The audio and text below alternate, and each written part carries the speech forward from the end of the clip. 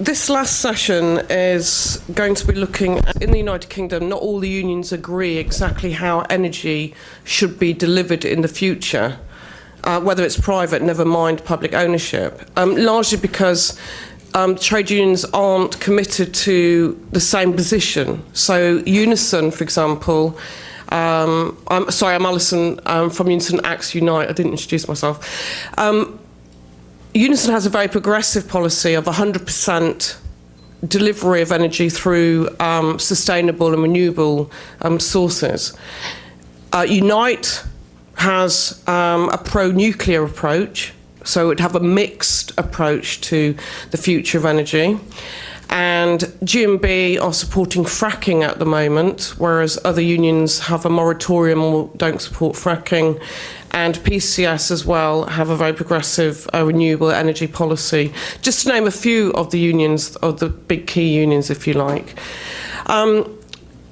Now, it's not just the role of the public sector delivering the outcome. As we know about the transition, it's about how we get there and what the role unions have in the public sector, delivering parts of the energy supply in that transition, the mix, if you like. There's an argument, for example, that we will need nuclear, although it's really expensive in the United Kingdom, because there's an energy gap around when gas finishes, what replaces it. There's another argument, getting more and more popularity and rising up the agenda, that actually we could just use hydrogen instead. So there's lots of debate going on in the United Kingdom in the trade union movement. Now, there are some contradictions as well around the progressive debates, but I'm going to highlight some of the contradictions where there are agreements. So one of the first things that most unions, if they haven't yet decided how's the best way to deliver all that energy that I mentioned before, the thing that they do agree about is that the UK's current energy system is dysfunctional. And it's not just the labour movement and trade unions who agree that, the actual government itself has agreed it's dysfunctional, largely because our wholesale and retail doesn't work, prices are too high, prices have been going up and up and up for the ordinary worker for ages, and basically it's got to stop. And we haven't quite yet, with this government, which is a Conservative government, they haven't really got a plan to do that. But they have got an excuse, and that's what they're using. The excuse is called Brexit. The United Kingdom in 2016, 2 years ago this June, voted to leave the European Union, and that's caused quite a lot of focus to move away from domestic policy, including energy policy, into what will the new relationship be with the European Union. Now, a lot of the left and all the civil groups have been fighting, and it hasn't had a lot of press, but we've actually been fighting really hard in Parliament to save all our progressive environmental protections, because actually it has been the EU that's been the driver of all the progressive protections we've had. And I'm talking about any regulation or standards, whether it's in a trade deal, whether it's to do with keeping chlorine out of chicken, around food standards, for example, but also just basic things that people in the UK have taken for granted, like polluter pays. Precautionary principle, we don't do anything unless we can prove that it's not going to harm. Environmental impact assessments, all this is regulated by the EU. So when the United Kingdom leaves in March next year in 2019, we've had to move all our supreme EU law and dump it into UK law. But unfortunately, this government, because it wants a free trade deal, wants to be able to decide what we keep, what we don't keep, what we're going to get rid of, and what is not going to be necessary. So what we're fighting with the labour movement is to keep everything exactly the same, so it can't be watered down or diluted. And it's not just environmental protections, it's about also our employment basic rights as well. So, whilst Brexit's happening, the government argues everything's a bit uncertain. We've got no money anyway because we're still rolling out austerity. So they've basically not well, basically, they've not just supported any of the current progressive policies we had around the retrofit, the Green Bank deal, and also obligations on energy firms where they had to support renewables, for example. All that has basically been either scrapped or downgraded, if you like. So, whilst we've got the Brexit negotiations going on, we've also got, however, something really good in that everyone believes the market has broken. We've got a broken energy market in the United Kingdom, and whilst we've got that consensus in the trade union movement, which is why we're supporting bringing everything back under public ownership, the Labour movement also elected Jeremy Corbyn in 2015, and what Jeremy Corbyn and his supporters have said is we need to reconfigure the public sector, and part of that is stopping privatisation, including bringing back under public ownership railways, water and energy. Now, that's quite a big challenge, and we've been working with TUED and trade unions with Jeremy Corbyn's team. He's got a whole office of 50 researchers who are working with academics and experts on how we do this. Largely probably because no one else, not other country in the world has done it. Particularly, we may still have some relationship with the EU as well, and there are certain rules around competition and market economy, if you like, preferential treatment in energy and transport, which we've worked out we can get around, by the way. But essentially what the Labour Party are saying if they get elected is they reckon they can bring under public ownership water within 1 year.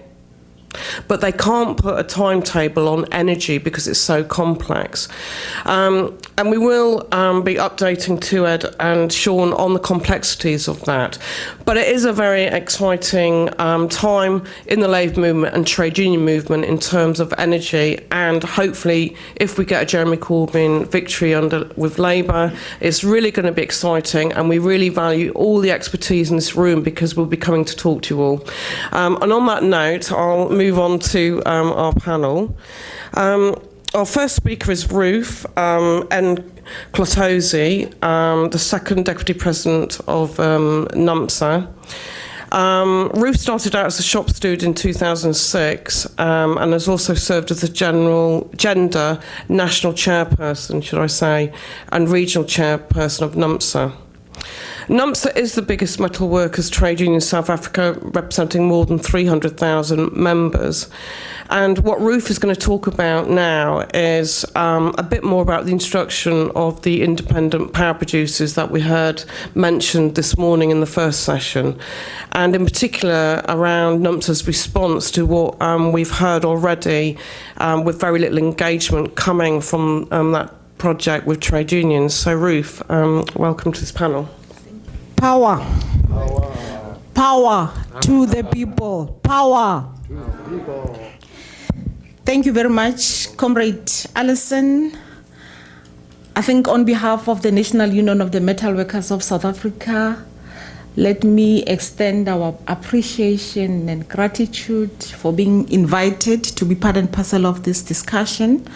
I know in the past, NUMSA has always been part and parcel of this discussion, represented by our Deputy General Secretary, Comrade Klute, and then even before that, Comrade Dinga Sikwebu has always been part and parcel of this discussion. I think once more, thank you very much for inviting us as NUMSA.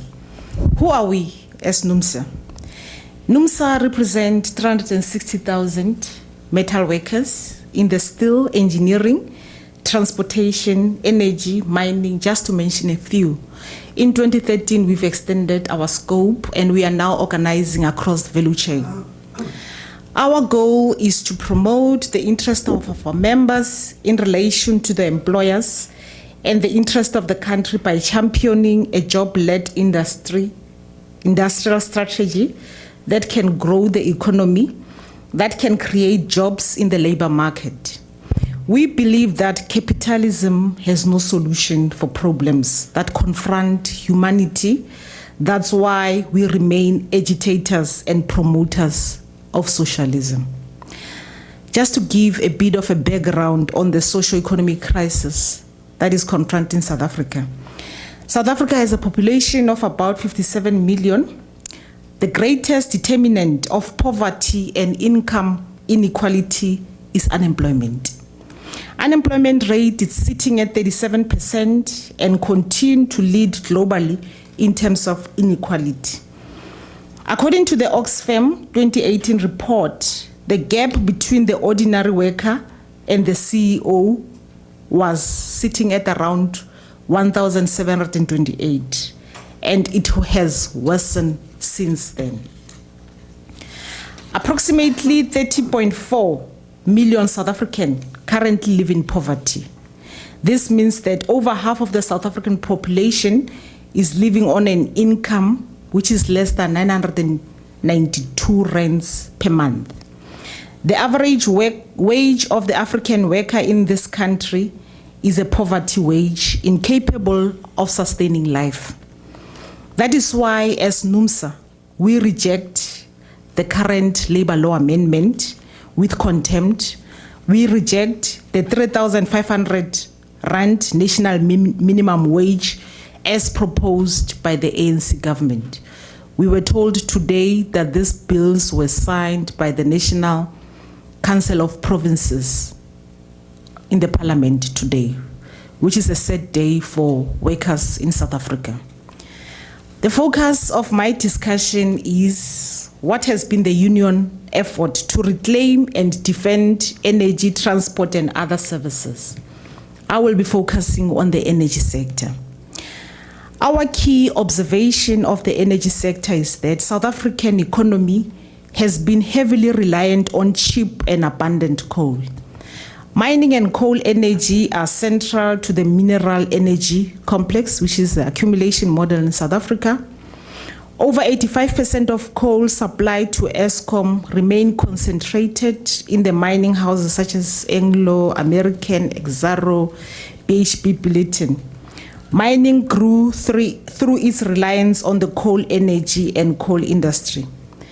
Eskom is the major distribution of transmission of energy and has a customer base of 5.5 million. For generation, Eskom used the capacity of about 47,000 megawatts. Eskom, the Department of Energy, has recently stated that South Africa has an excess of generation capacity. Both electricity supply and coal sector are undergoing rapid change as a result of global economic crisis, which now threatens the erosion of the mineral energy complex, especially its centrality to the economy. Eskom faces financial crisis. There's a corruption that is taking place within the board on how tenders are being issued out. And one of the things that also contributed to the financial crisis is the decision to build both Medupi and Kusile power station, which cost billions and billions. The power shortages, which is the load shedding as we normally call it in South Africa, that took place around 2015. There was an investigation that was summoned just to check as to what is it that prompted or that led to the shortage of electricity. And the dating report of investigation came to a conclusion that the past load shedding was as a result of poor management and could have been avoided. Our national energy regulator is not sufficiently independent or proactive in championing ordinary people's interest. This crisis in Eskom is important to the transition to the low carbon and renewable energy. Renewable energy opportunities should not be treated primarily as business opportunities, but understood for the full social value that can be derived from inclusive development with pro-poor government support.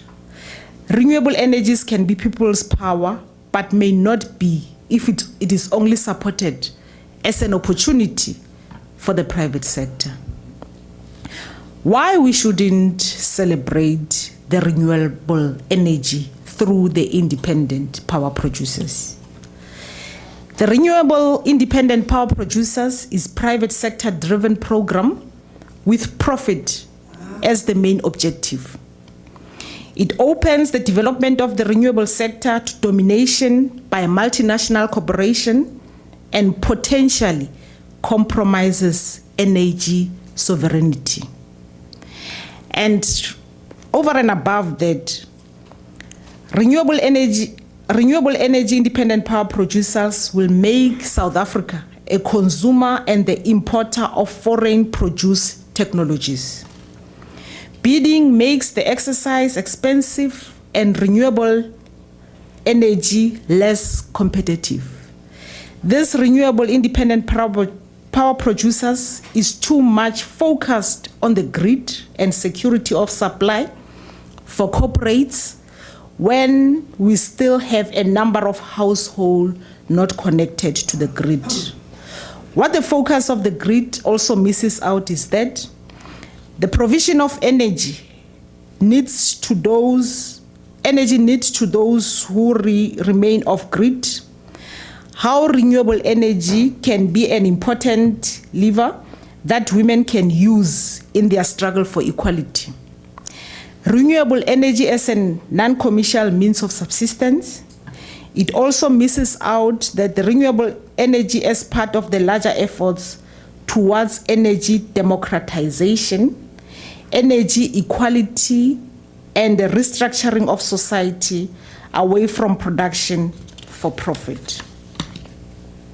What is happening in South Africa today in relation to these independent power producers? We've got a case study in one of our provinces. You know, South Africa, we don't have states. We've got 9 provinces. Remember, South Africa, it's not a federal country like here in the US. So we've got 9 provinces. So I'll be relating a case study of one of our provinces, which is the Northern Cape. The South African Renewable Energy Program, through these independent power producers, has been underperforming in terms of job creation, while overperforming in terms of attracting investors.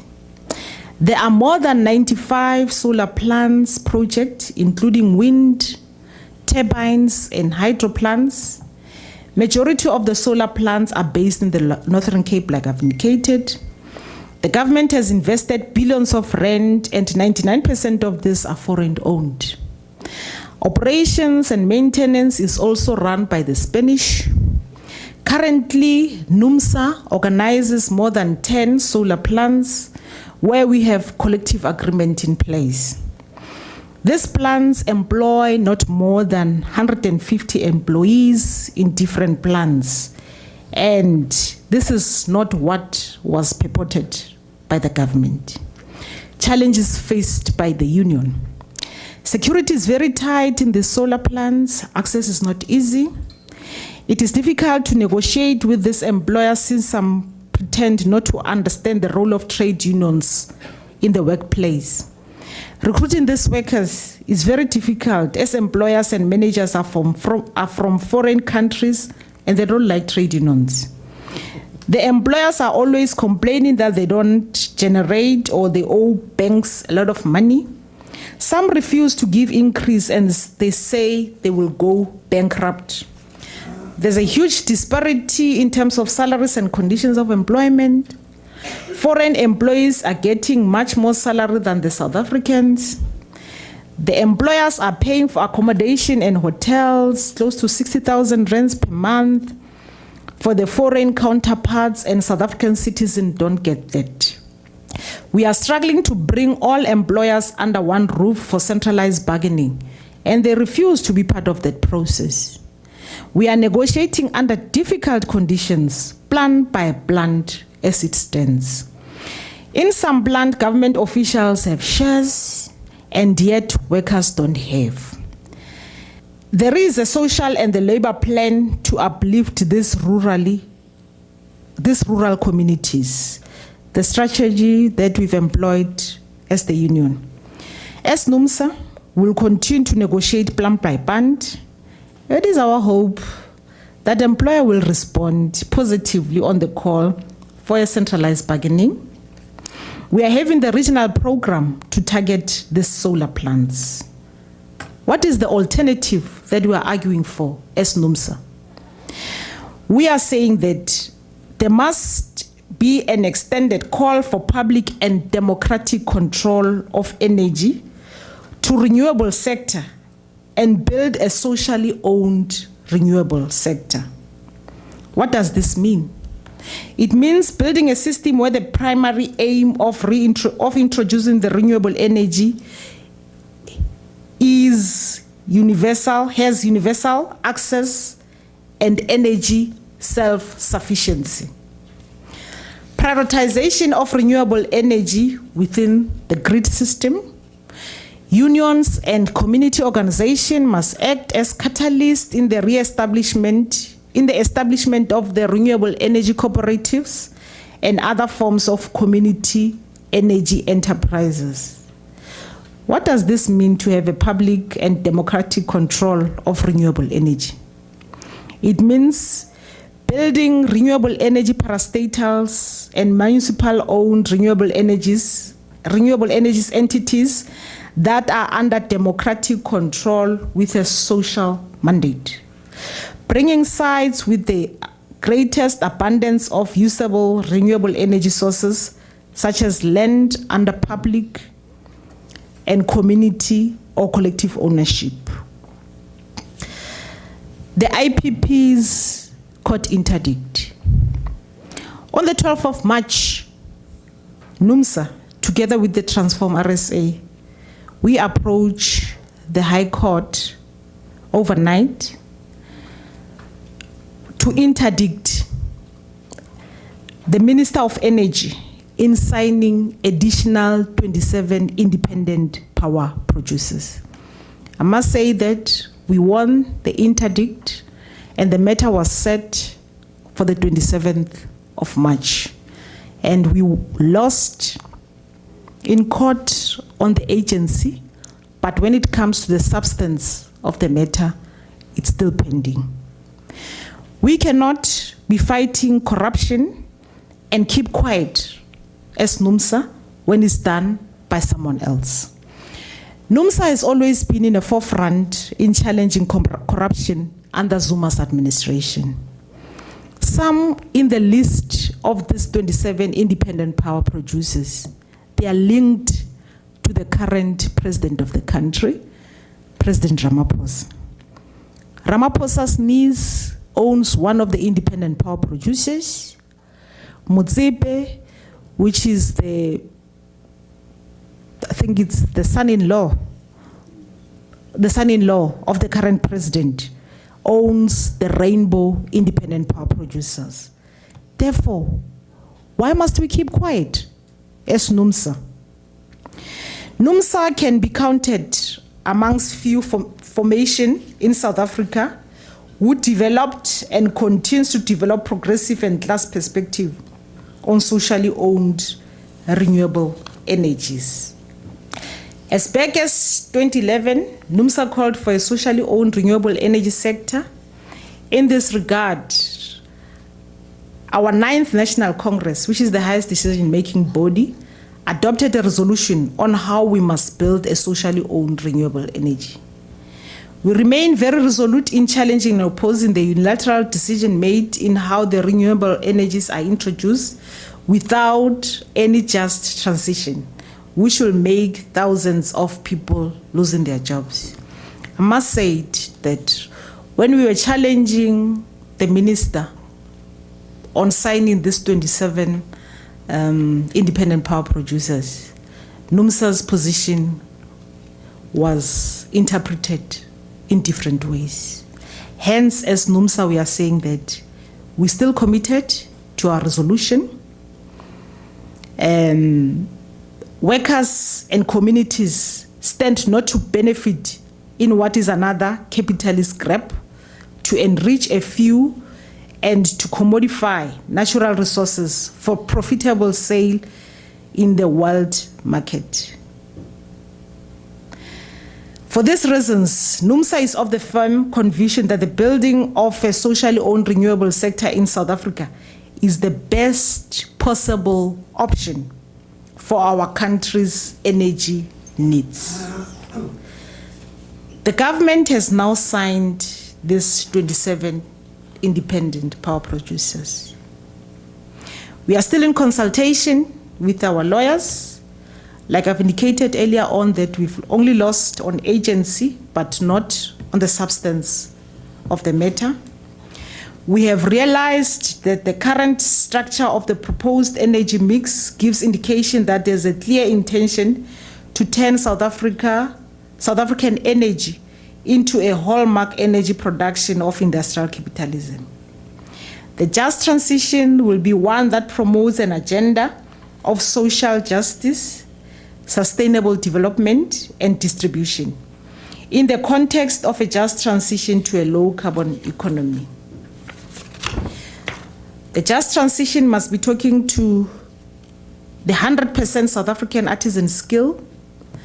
What will happen to the current jobs and the job creation in the social-owned renewable sector? Addressing the class interest built into the South African energy system. The just transition should be looking at the transparency and accountability, particularly on the part of Eskom and other public enterprises, and including full disclosure of the operational status and prospects of Eskom existing generation plans, and evaluation of the potential costs and benefits of early retirement versus refurbishment with full compliance with environmental standards. The just transition must be talking to increasing the allowance for free basic electricity and free basic alternative energy, and ensuring that such provisions are implemented for all households. I think Joshua is correct that as NUMSA, NUMSA is one of the organizations that we've adopted the progressive resolutions like I've indicated earlier on. Work has been done in participating in policy positions, but we did not push as much as it was expected. The announcement of the closure of the 5 power stations and the signing of another 27 independent power producers has resuscitated our focus and push towards social unionism.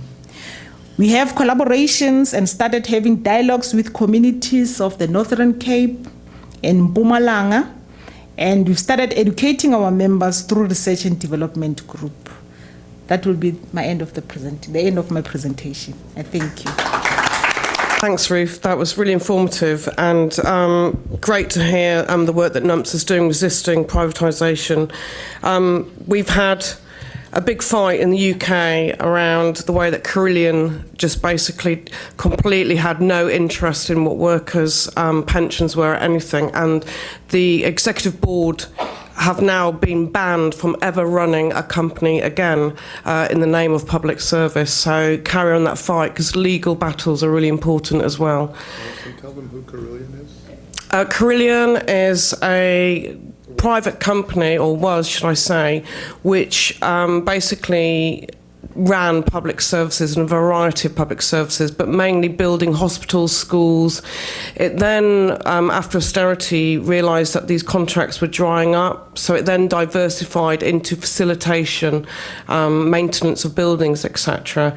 But really what they did was to try and get the contracts and try and show how they had money to put into winning contracts. They were on some sort of pyramid of hedge fund gambles all the time. So as soon as they got one bit of money, they paid off another bit of money. So it was like a stack of cards, which eventually shows you how these companies are not regulated enough in running public services. And that's why in the UK, certainly Carillion and other companies like that are now have much lower trust than ever before. And the legal battles are really important in showing these board, hedge funders, for example, that it's not acceptable, and more transparency and accountability is certainly needed.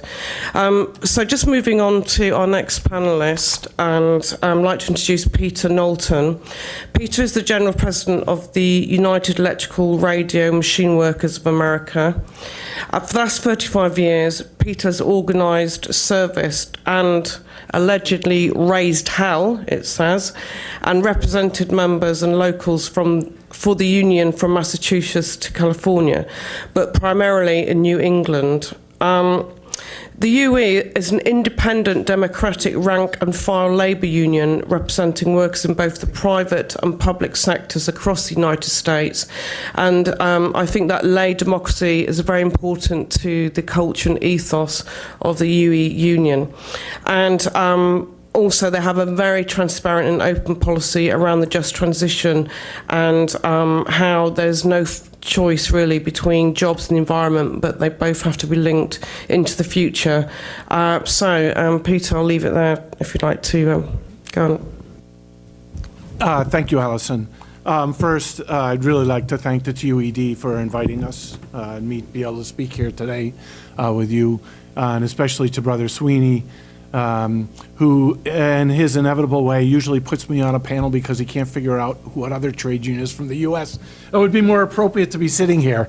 And I'm here to talk about public power in the U.S., and it's a pretty depressing subject, actually, not just around public power, but also about just transition and building a renewable energy movement in the U.S. amongst the trade union movement. Just for those people who don't know, the UE, we are one of the founding unions of the CIO. Back in the 30s, we were one of the 11 unions that was targeted by the U.S. government, General Electric, Westinghouse, the largest corporations, and the Catholic Church to destroy us. Us and the longshore workers are the only two that have survived. To date, we're the only two that are still around. So we left, stopped paying per capita, the CIO in the late 40s. We've been independent ever since, have a very strong relationship with the trade union movement in the U.S. However, participate in central labor councils, all that kind of ball of wax. But we do have a very progressive position on renewable energy and on just transition. We're one of the few unions in the U.S. that calls for public power. And that's sort of what we're supposed to talk about here today. But my comments dealing with public power are going to be very short, which is more of an indication of not the lack of my own research, but the lack of movement around public power in the United States. Most of the public power capacity we have in the United States has been around for decades. A lot of it comes out of the Work Progress Administration back in the 30s and in the 40s. And also there are some very small utilities around the country, mostly in municipalities. I live in southeastern Massachusetts. My utility is called Eversource, which before that was called North Star, which before that was called National Grid, which before that was called Boston Commonwealth Edison. So we've gone through a number of companies in my neck of the woods, and the power that I receive and is some of the highest electrical rates in the country where I live. However, just north of me, in a city called Taunton, Massachusetts, which has its own municipal power plant, has some of the lowest electrical rates of any community in the country. And I think that is probably true of most electrical municipalities throughout the country, that they have some of the lowest electrical rates in the country. And it's a real good sort of combine and contrast for many of us in the trade union movement to look at exactly what it is and what the rates are and how it helps our communities by being public versus by being private. And just as an aside, I'll just also say that the municipal utility in Taunton, Massachusetts, also tried 10 to 15 years ago to build a fiber optic network in the Bristol County area in the town of Taunton, and was actually stopped by Verizon. Combined forces of Verizon, AT&T, who wanted a lock on that market and did not want a municipality to set up a municipal fiber optic network, which would not have only provided some of the cheapest rates for internet service, but would have been provided the highest speeds in all of southeastern Massachusetts. And God forbid a private company gets shown up by the public sector. They really don't like that. and they'd prefer the narrative that if you do anything in the public sector, it's useless, it's not innovative, it's not creative, it's inefficient, which we all know to be a bunch of BS. But continues to be the narrative in the U.S. And people should remember that that narrative really got heightened under Carter. Jimmy Carter, when he was elected, was the first one to really begin to deregulate our society in the United States, not only privately, but also publicly. And the whole issue of privatization came into play. And then when Ronald Reagan got elected, he amped it up about a gazillion times by busting Patco, and then proceeded to create a whole industry to destroy the trade union movement in the United States. Now, he has not succeeded, but some would argue whether or not we actually have much of a say-so anymore in the United States as a trade union movement, given that our density is down to less than 30% in the public sector, around 6% in the private sector, for a total of about 11%. So one could argue whether or not we really have much power left in the United States, and we're continually struggling. And I think whatever victories we're able to do is, like in our own union, is despite our size. We punch way above our rate, above our weight most times. But the deregulation and the destruction of the public sector under Carter and then Reagan and then by succeeding administrations has really very seriously eroded the ability for us to even raise that narrative about public power. And it is very difficult not only to raise the issue of public power and how many industries ought to be nationalized and ought to be turned over to the public in the United States, just trying to have a conversation in the trade union movement about renewable energy is incredibly difficult. We have a resolution that calls for public power. We have a resolution in our own union that calls for the wholesale transition from a fossil fuel economy to a renewable energy economy in our own union. Our largest local is a General Electric locomotive factory in Erie, Pennsylvania. Runs on diesel and electric. They're the only company in the states that builds locomotives that has the Tier 4 EPA emission standards.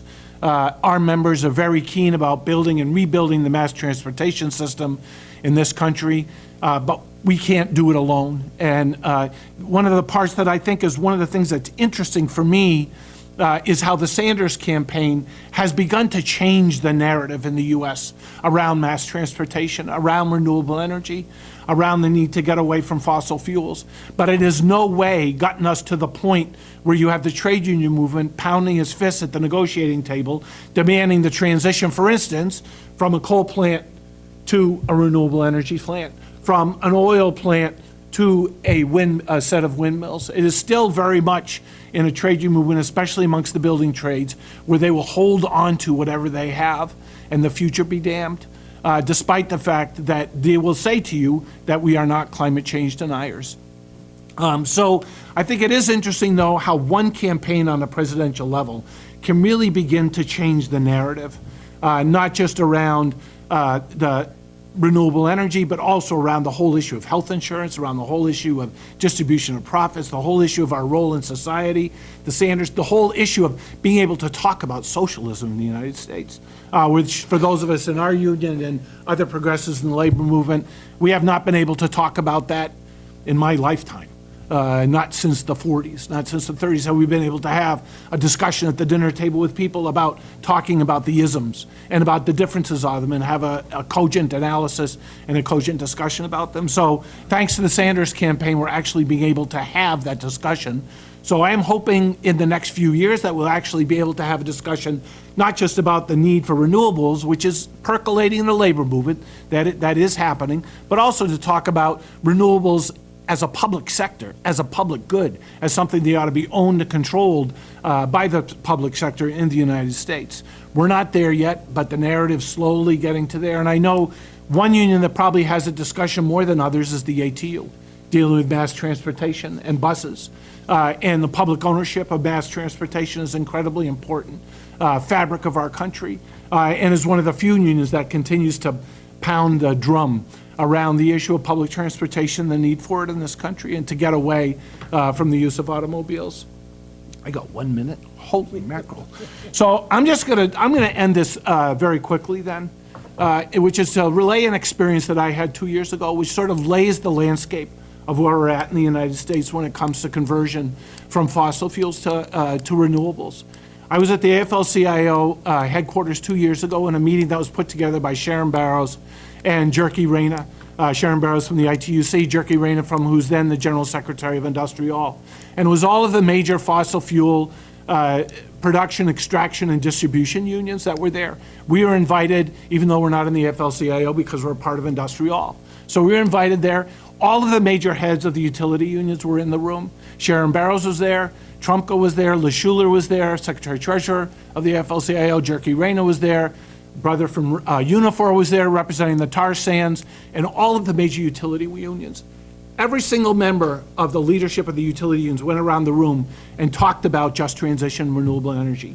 Every single one of them said, although I am not a climate change denier, we cannot do yada. And they proceeded to list over the next 5 to 10 minutes about why they could not change the energy mix that their members worked on in their countries. And they used the non-union renewable energy sector as the reason why. They used Congress's lack of inability and lack of creativity in terms of a transition of any jobs from one job to another. We have the Workers' Assistance Relocation Notice Act in the United States, where our workers get 60% of their income for up to 2 years if your job is impacted as a result of foreign competition. But to be honest with you, sisters and brothers, that system sucks. It's not anywhere near enough to provide a sustainable living for anybody transitioning from one job to another. And fossil fuel energy jobs in the US is 35 to 40 to 50 bucks an hour. So there's a huge amount of suspicion by the trade union movement, especially in the utility workers, for good reason, about any kind of program that the US government would come up with. And we're stuck with this huge contradiction in the US about the need to transition for renewable energy, but how you have a government, regardless of whether it's a Democrat or Republican, who is scared to death of utility and the energy companies and scared to death of implementing any kind of legislation that would give us any kind of meaningful transition from renewable energies to fossil fuels. So it's this huge contradiction where people in the utility industry, on some level, amongst the trade unions, do want to make a transition, but on the other level, have a very convenient excuse, which is we can't trust anybody in Congress to do anything right by us, because they have not done it historically. Bernie Sanders and Tulsi Gabbard in the Congress are the only two that have come up with any legislation dealing with a just transition, but it's very small. They're not getting much support in Congress. It's kind of a fairly depressing situation, to be honest with you.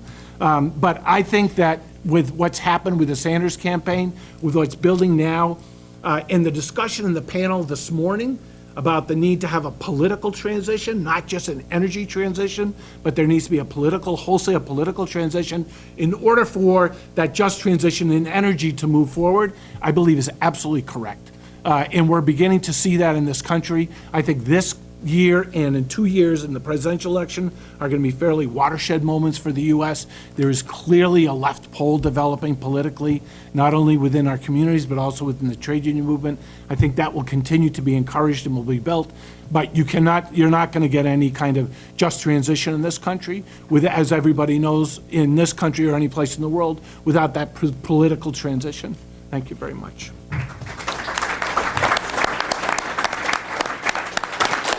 Thanks, Peter, for that update as well. That was very interesting. We have got Trump coming to the United Kingdom on the 13th of July, and most of the progressive Labour movement, but more importantly, our environmental civil organisations are certainly mobilising. They're never going to forgive Trump for pulling out of the United Nations agreement, the Paris COP. So it's going to be a united front against Trump. Our next speaker is Lance.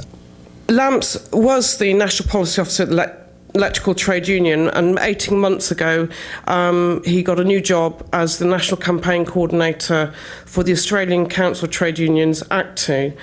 And ACTU is the largest union organisation in Australia, which represents 2 million Australian workers and their families.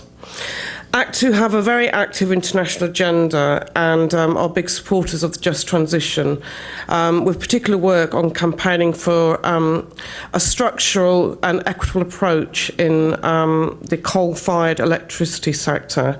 And Lance is going to talk to us about how ACTU is campaigning for a transition plan and how the public ownership delivers and fits into a just transition.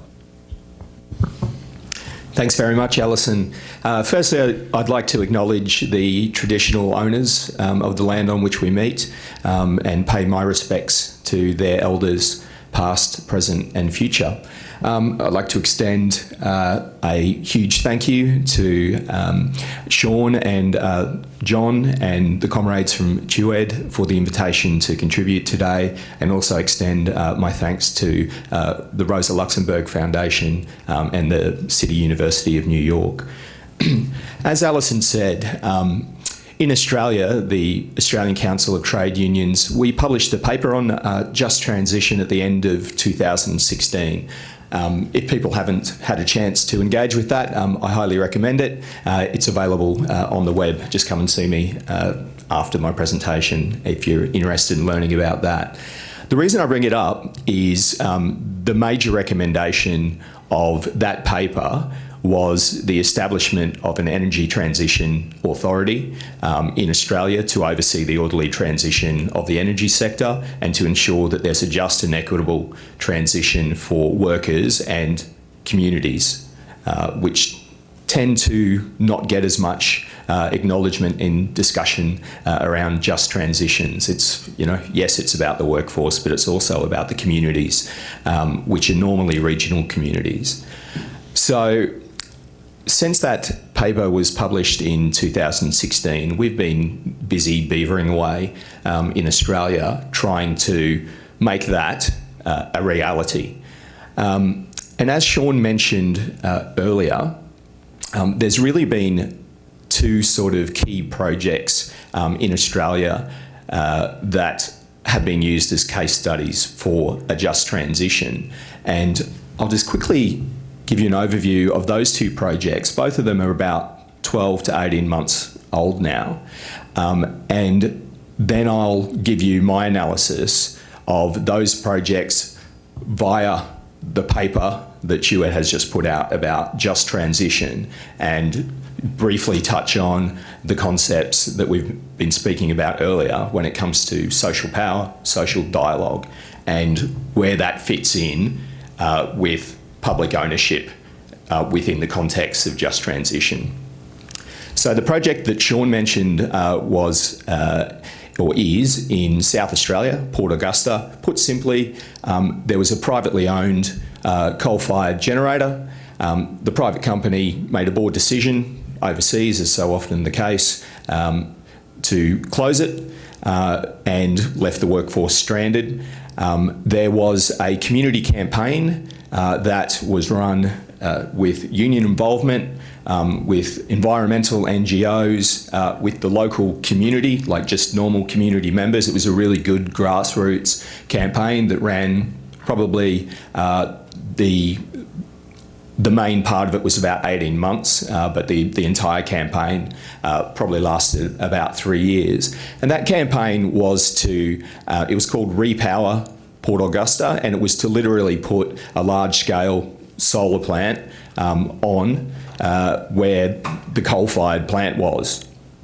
So that campaign was successful.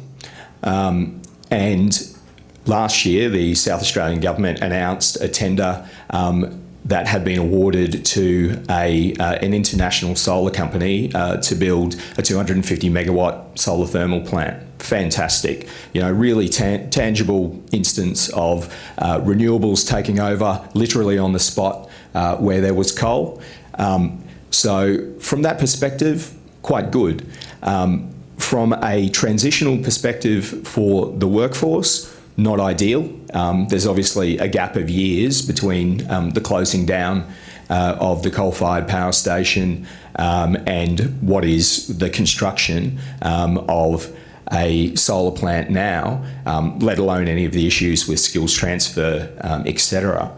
But when we look at the Port Augusta experience through the prism of the paper that TUED has put out when it comes to just transition, to me, it really does speak more to an instance of social power, because this was a change that was affected by a community campaign with unions involved that actually led to an outcome. So this was activism that brought about a transitional arrangement.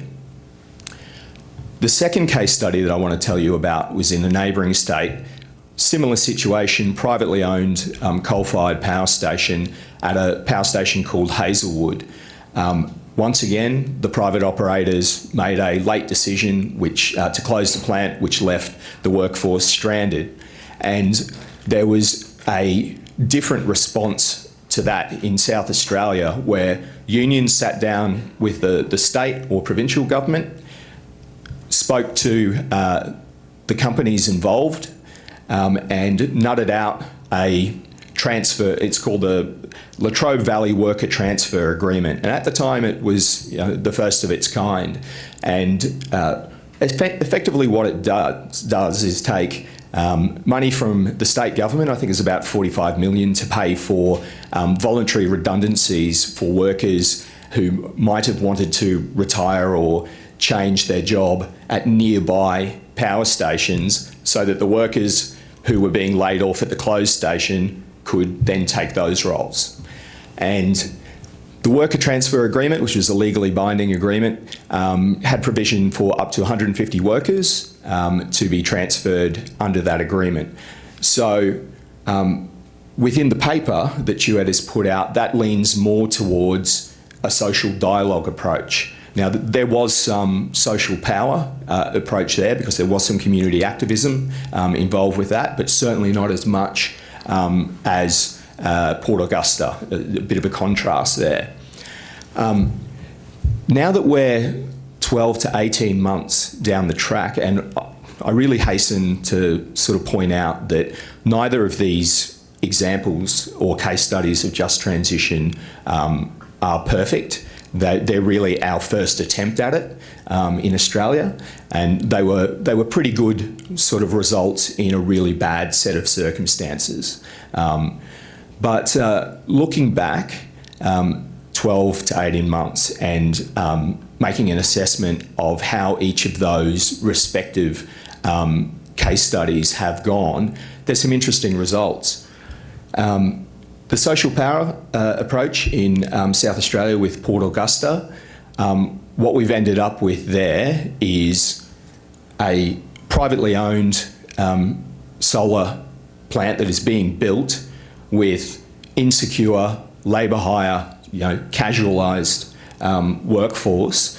We've had a death on the site there of a worker, and it's still not really delivering the economic stimulus for the small regional community that people hope that it would have.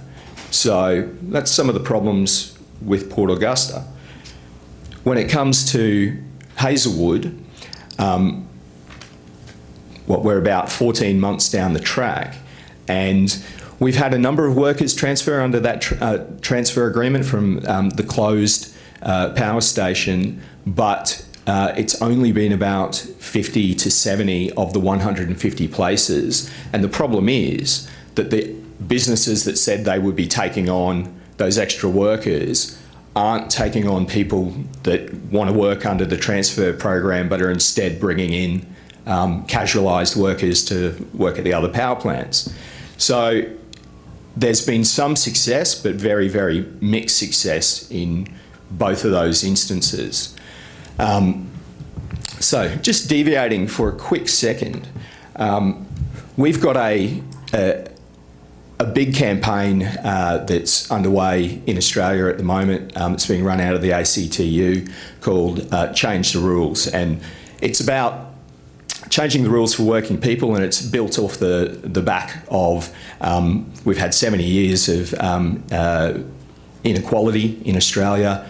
Wages are stagnant. All of the issues that neoliberalism has delivered in most developed or developing nations, because there is just this huge tangible feeling of dissatisfaction with corporate power. We've put together a campaign that is designed to change the rules for working people in Australia. Now, as part of that, is our activities in the energy and climate space as a subset of that. Where we've been really effective in a campaign sense when it comes to energy and climate is using social media and getting out there in the community with rallies and actually having protests, etc.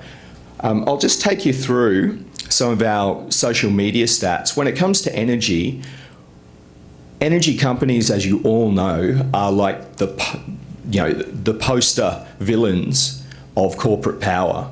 They're the ones that have all the money, they're transnationals, they never pay their taxes, and they're the ones that are ripping people off because it's the workers that haven't been able to get your pay rises and you can't afford your power bills. So we've really put them up front and centre as pantomime villains in part of our general campaign.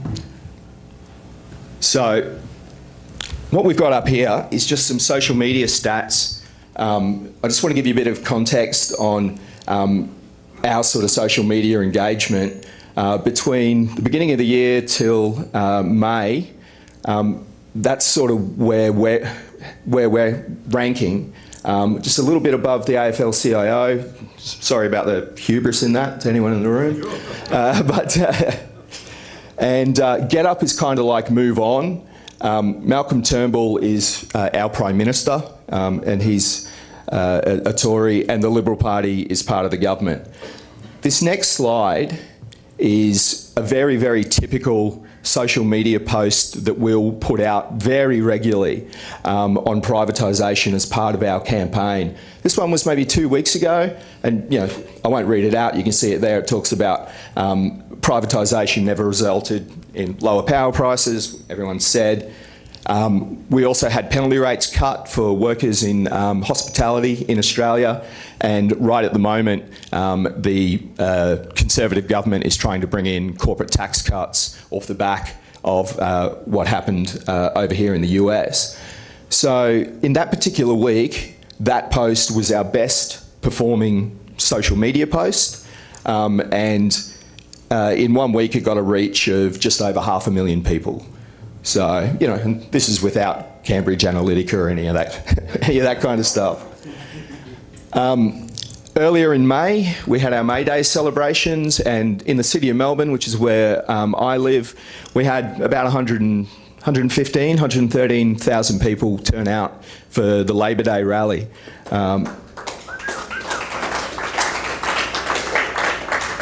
Thanks, comrades. And collectively, across the nation, we're probably between 250,000 and 300,000 people, and that's the biggest that it's been in generations. And the reason that our campaign is resonating with people is because of corporate power, privatisation. Whenever we make any comment about privatisation, you can really feel the passion of people, particularly in the energy sector. And we're in a situation now where the Labor Party, which is in opposition, and the leader is a fellow called Bill Shorten. That's his mug up there, as we say in Australia, his face. But he's now not quite in the same spot as Corbyn, where he hasn't committed to renationalising the energy sector, but he is out there talking about the role of privatisation in the energy sector, and we're supporting him to keep talking about that and go further.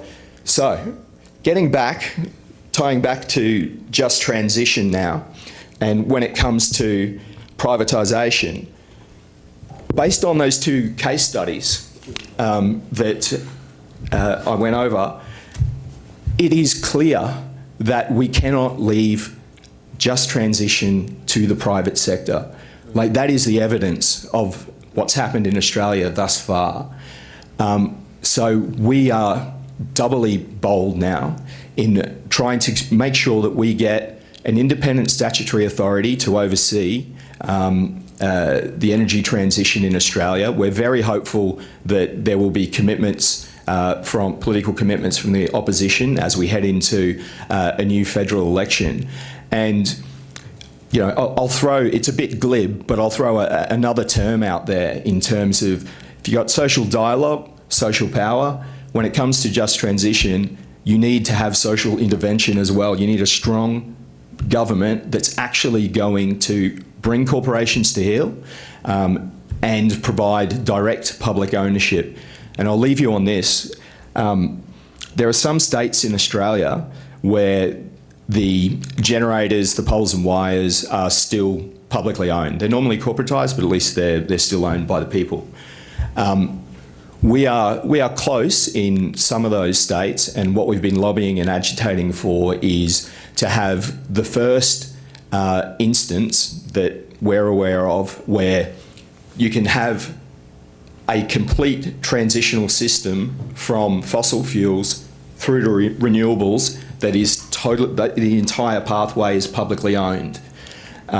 So you would have a state-owned coal gas generator, but then the state's building publicly owned renewables, and the state takes the responsibility through an energy transition authority to make sure that those workers are transitioned over, and to make sure that the communities where these projects are, that their economies don't collapse, etc. So I hope that was informative, and thanks very much for your time. Cheers. Yeah, thanks for that, Lance. And if you want to speak to Lance further, he's got case studies that he mentioned. He can tell you more about the Energy Transition Authority, which sounds pretty much a good idea, and also Twitter tips, apparently. So just introduce our last panellists. We have we've got David Boys, the Deputy General Secretary from Public Services International, PSI. PSI is a global trade union federation bringing together more than 20 million workers represented by 700 unions in 163 countries and territories. 2/3 of members are women, work in the public services like social services, healthcare, municipal and community services, central government and public utilities such as water and electricity. And David's going to tell us about what PSI has been campaigning on globally, fighting privatisation, and basically they do say that what PSI says actually runs directly against what the World Trade Organization, the World Bank and the IMF actually propose as solutions to public services. Thanks, Alison. And I'm aware that I'm the last one between you and your drinks. I'm assuming there's drinks. And those drinks are not just apple juice. And again, thanks to TUED and Rosa Luxemburg Stiftung. And for those who haven't paid your dues this year, please see Sean at the drinks. Okay, look, we're not talking about just energy here. We're talking about universal access to quality public services, which really describes the communities we want, equity and equality and justice. They really underpin the quality of life in our communities. And you can really tell that when your community doesn't have universal access to healthcare. I speak about here in the US of A, education, water, energy, transport, justice, all of these public services that we, some of us are lucky enough to take for granted, others aren't. Sean, in his, again, excellent paper, and I don't want him to get too fat ahead, so we'll take him down a couple of notches over the next 3 days. But he talks about the ownership of the means of production, even though but listen, in public services, we didn't give that up. The trade unions didn't give it up. The workers didn't give it up. It's not part of the deal. So in public services, the means of production are owned by all of us. And so it is not big capital that can decide it. But public services is the next frontier. It is where the cowboys of the financialization and the multinational corporations are going. Sean also alludes to what I've called as the CBA box, the collective bargaining agreement box. If we stay in that box, we're dead. But the problem with trade union leaders is that's their daily reality. They're called on to solve either the CBA or the grievances of current members, versus the long-term need to develop a trade union system that can really protect our members in the communities and where they live. And I think that's what we're looking at. Look, for us, privatization or PPPs or PFI, whichever way we talk about it, is a core union issue for everybody, because you all depend on public services. The other thing that I'm noticing worldwide is in many countries, public service unions are the last ones standing, because the private sector has figured out how to take us out. And they use a range of tools that the public sector is only now learning about. We've heard a lot of talk about IPPs, independent power producers, and power purchase agreements. These are legal constructs to ensure public subsidy for private profits. And the place where we have the longest history of those, and PSI has been looking at them, is in the Philippines. They've been there for 20 years. It was part of World Bank and IMF structural adjustment, which, for those of you who don't know it, was the austerity policies for developing countries, which are now coming to you thanks to your own government. So, look, we're seeing, first of all, in these IPPs and PPAs, the whole privatization agenda, which is run by global institutions such as the World Bank, now G20, OECD, the first thing they say is, first, you've got to destroy the unions. If you want to privatize, you've got to take out the unions. And this is actually a World Bank recipe. They provide that to the governments on how to destroy the unions. And I hate to say, sister, but I've heard the World Bank bragging that South Africa is now the best place to do privatization. You get from inception to signing of contract the fastest of any place in the world. And that means we need to do a lot of work in South Africa. Renewable energy, it's strange, Lance, you said there is a way for public to do it, and I don't know why, but I mean, Danielle, we've seen in Quebec where Hydro-Québec, the public monopoly utility, is banned from doing renewable energy. So it really is a corporate construct that says it must be done by the private sector.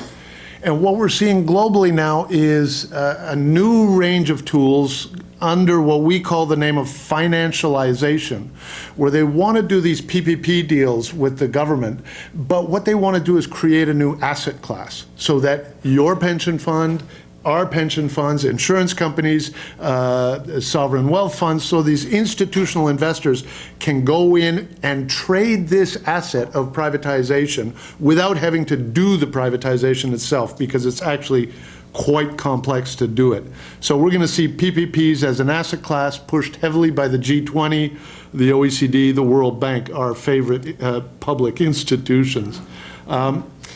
Now, as we saw in Puerto Rico, austerity is structural adjustment renewed. It's structural adjustment version 2, 3, or 4. But basically, it says that governments can't either borrow or print money to build what we all need, which is totally insane. And we need to look at how the government creates money. Right now it's through private banks under loans. It's not for building the services that we all need. You heard Lance mentioned it briefly. We haven't heard it enough here. Tax avoidance, or the positive side, tax justice. All of these companies that are going around the world making public, using public subsidies for private profits, they're not paying their taxes. So they're using your tax money and they're not paying what they owe on their profits. We need to look at public procurement. Look, all of these are elements of the fight that we're in, whether it's in South Africa or Canada, whether it's in France or Korea, because as we're seeing, there's less and less confidence in the corporate agenda, But at the same time, the corporate lobby is growing. Just last year, they were given observer status by the UN General Assembly. They've never had that level of reach formally as a power. So, look, for us, well, I hate to say that energy is not a human right as formally defined under the UN system. Water was not a human right, believe it or not, until 2010, when, because of years of fighting, we were able to get the UN General Assembly to vote on it. Now, strangely enough, some of the richest countries in the world, well, they didn't vote against, they abstained, because they realized the potential value of water as a commodity. But nonetheless, we won that, but that, again, that doesn't really solve our problems when you don't have access to water or energy or healthcare or education. So we're part of there's another NGO, Droit à l'énergie, which is trying to push energy as a human right, but energy is more complex than water, that's for sure. Look, we do, as a global, what do they call them, peak union bodies? We do global research, similar to what TUED's doing. We were able to analyze the danger of IPPs 15 years ago. And you know, for unions that want to look at the problems with privatization, regardless of which sector, come to us. And so the first thing is, if you don't have the global research, you don't understand the global picture. Your fight is isolated. But if you don't transform the global research into action, then you're just smarter, or not really. So the idea for us is also to identify the actors. When we look at why doesn't a public utility, why are they not allowed to do renewable energy? It's not their own decision. It's a decision coming from somewhere else. And who is making that decision, and how do you push back? How do you make it so politically expensive that they won't follow that route? Possibly PSI's best campaign at the global level on resisting the privateers is in water, and that is a 20-year campaign. We're in this for the long term, and the scary thing is that with climate change, do we have another 20 years? I'm not sure. So that means we need to really ramp up and scale up and accelerate massively. One of the things we learned in the water campaign is we can't fight it alone. Trade unions will not win it alone. And so we've got to go out and listen to the community, learn their vocabulary, adopt their priorities, such that we can create a horizontal network that is not hierarchical like trade unions, but very, very horizontal. And we've got to connect global with local. It's got to be done constantly, and oftentimes, for a number of issues, the NGOs can move faster than us. And we realize that we don't agree on everything with every NGO, but we can agree on the things we agree on and move forward. And we don't demonize each other, but we've got to learn the language of the community and not just of our collective bargaining and grievance handling. Up on the screen, you see one of the transnational institutes' research, but again, it's not just TNI. This is the result of a global horizontal water justice network that, thank you for, no, there it is. But what you're seeing is actually there's more in energy. But that's in large part because of what's going on in Germany and the Energiewende.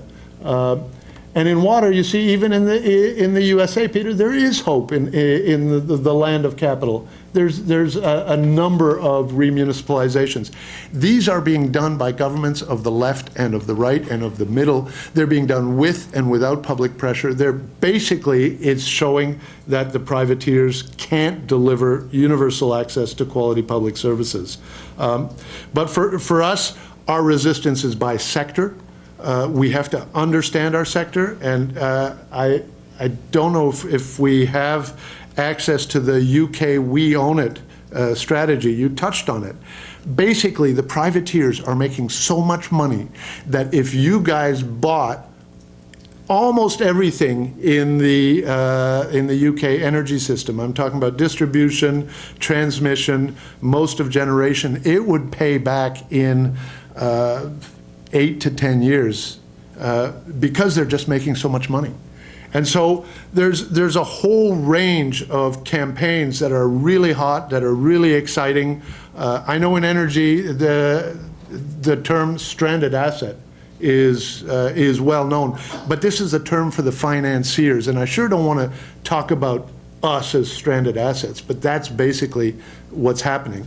Is just transition the concept we need? I think the TUED paper is really helpful for us to think about how we engage at the global and local level.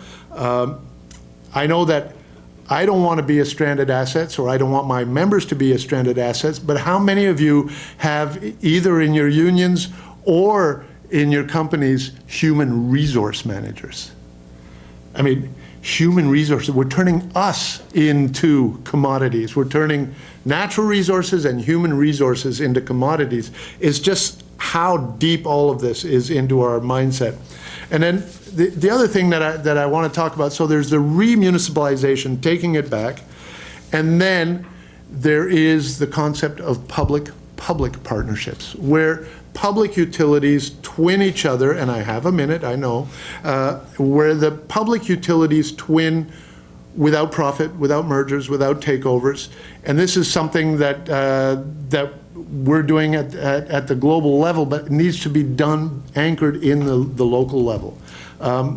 Judy, you spoke about nurses going into disaster zones and providing relief. For us in PSI, where we represent the vast range of emergency workers, whether it's the firefighters, whether it's the emergency medical technicians, but also the energy workers, the water workers, it's not just health and fire. And what we're saying is these disasters, yes, we want to be able to provide relief, but it's got to allow the unions to have a political view as to what it is they want their communities to do. And it is during times of crisis that sometimes we can call the question on a whole range of assumptions. And I think that climate change is bringing us nearer and nearer to this point where we have to call the question on a whole range of assumptions that we have. Thanks very much. Thanks, David. And David hasn't even had time to mention that PSI have worked with a lot of, well, the majority of European unions around trade deals and keeping public services. So David has got a lot of experience around free trade deals and also how we can protect ourselves and our services on those. Because it's like 1:15 now, what I'm thinking, if this is okay, Sean and Irene, is that we've had great presentations here from all our panellists with lots of information, but I do think we've done actually an hour and 15 minutes already. So what I'm proposing is that we end this session now, and if you'd like to have a chat and have a further discussions with our panellists, then please feel free as we go for our drinks, if that's okay with everybody. I hope the room's okay with that suggestion. We're going to be here and we can have some informal sort of Q&A with the speakers and just generally mill and circulate the ideas. Just a couple of things. I want to thank Joe Friendly, who's given up his skills and his time to be a true servant of the movement. And I want to give a little plug as we close to you know, the COP24, the UN meeting on climate change, will attract unions from around the world. And the Polish trade unions, we've began a conversation with them, or some Polish trade unions. They're in a situation where they are dependent on one source of energy, coal. They've lost 200,000 workers during the Berlin Wall period, 250,000 workers in coal. Their industry collapsed, and it's really the only energy source they have.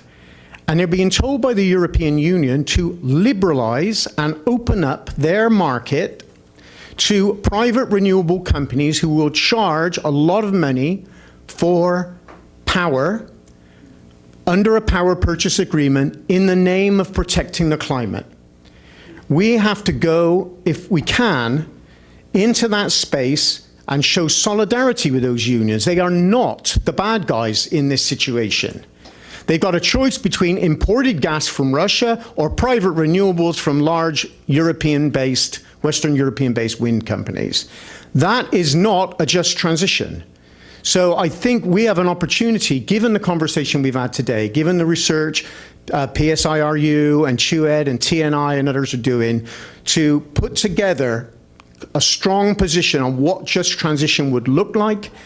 And I'll conclude with one statistic, and there are many around this debate, is Germany burns 1.5 times more coal, if not more, than Poland. And yet Poland is the one that is going to be making the cuts. It is its only source of power. We don't defend coal as a source of fuel, but neither do we throw workers underneath the bus. We heard from the example of NUMSA. We fight for those jobs, but we don't leave it there. We fight for a transition to publicly owned energy so we can have a planned transition and not the chaos of the market or the greed of the profiteers. That's the CHUED vision. I think it came out in every single panel. And on behalf of the Rosa Luxemburg Stiftung, our colleagues at Murphy, and everybody here, just want to thank you all for what was a very, very stimulating, inspiring discussion. And hopefully we can now go for a drink, which is just outside. So good.